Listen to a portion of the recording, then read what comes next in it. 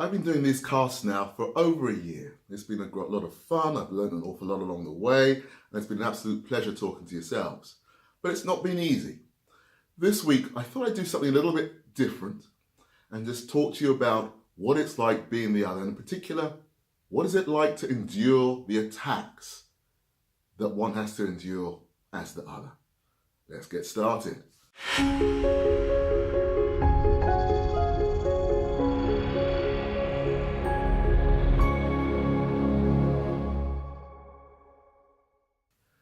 Good afternoon, or good day, depending on what time of day you're watching this and wherever you are in the world. I'm Dr. Dwight Turner. This is Being the Other, and as always, it's a pleasure to talk to yourselves on YouTube or whatever platform you're watching this on about aspects of difference and otherness. Now, as I said at the top of this particular example or this program, I've been doing these programs now for about a year. I try and churn them out every couple of weeks or so. I talk to you about different aspects of difference and otherness in a bite-sized way so you actually get a real flavour as to what this is all about. As always, if you want any more information, then please drop me a note, an email, follow us on Twitter, on Facebook, under Being the Other, and I will catch up with you there. It's not a problem at all. But one of the reasons I wanted to do this particular podcast is because this is not an easy route.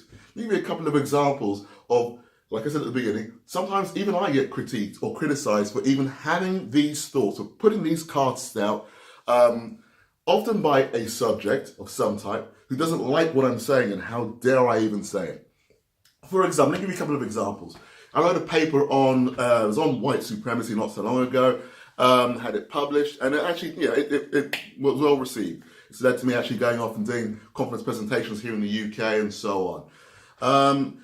One of the things that happened though was I placed this paper up on a platform somewhere, and somebody picked it up and put it on Twitter, and then I ended up with a whole lot of tweets from trolls normally giving me a hard time about even talking about white supremacy. How dare I talk to about supremacy in any way, shape or form?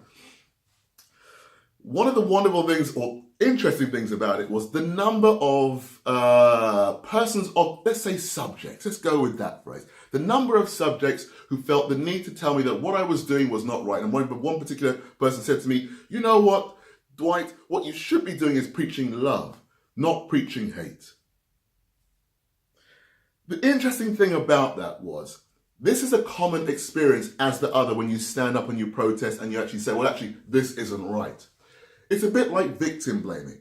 The idea is that you actually take the victim to task for actually raising the issue, and you make it their responsibility to educate, to actually promote love, to promote some other way of being for those subjects that don't feel so bad about themselves. We've seen this happen in many different arenas. Feminists talk about this all the time. It happens an awful lot. This idea that it actually becomes my responsibility to actually train those people who are actually oppressing others, whatever form they come in, and to teach them how to be. Whereas what this man who said just could have done was said, yes, you know what? I admit, there's supremacy, there's racism around, whatever else. Let me use my influence to go and educate people of my own culture, race, gender, accordingly. That would be the appropriate way of doing it. Let me give you another example of where this actually happens. Because whenever there is an incident within an external community, let's say within the black community or within the LGBT community, and there's something that comes up, one thing those communities will often do is say, okay, what can we do to change our behavior, to look at what's going on for ourselves? What can we do to make things better for ourselves? That is the mature way of doing it. The reason I would presume why this doesn't happen in subject communities, in supposedly majority communities, is a sense of privilege. We'll get into that topic. It had to come up at some point. The idea that privilege means that actually you can do no wrong. This is a topic I'm going to break into two sections that I'm going to talk about in our next cast. Privilege and the other. But I'm going to leave the idea that actually being the other for myself is difficult, because often what happens is I get a lot of subjects giving me a difficult time about what I'm saying. They're not saying what I'm saying is wrong, they're just saying I shouldn't be saying it. That's often what happens.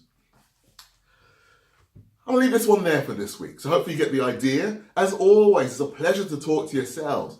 If you are an activist, if you are out there doing these sorts of casts or promoting difference and diversity in whatever way, shape or form you've chosen to do so, keep going. Keep on going. I will talk to you soon. The next cast will be about privilege, 2 weeks' time. Look forward to seeing you then. Take care.